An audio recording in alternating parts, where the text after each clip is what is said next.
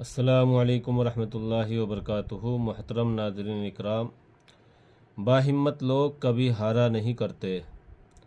या तो वो जीत जाते हैं या कुछ सीख जाते हैं, और अल्लाह रास्ते उन्हीं के लिए बनाता है जो अल्लाह की ज़ात पर भरोसा करते हैं, तवक्कल करते हैं। और जो लोग अल्लाह से डरते हैं, अल्लाह ताला उनको ऐसी जगह से रिज़्क़ अता करता है जहाँ से उनको गुमान भी नहीं होता। और आज का सवाल ये है कि कुरान मजीद के अंदर कितनी सूरतें हैं।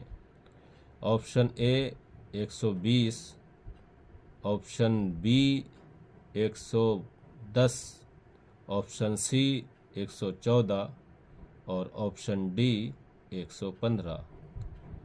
सवाल का सही जवाब कमेंट बॉक्स में ज़रूर दें, इससे आपकी नॉलेज बढ़ेगी, आपके इल्म में इजाफ़ा होगा। नज़रअंदाज ना करें।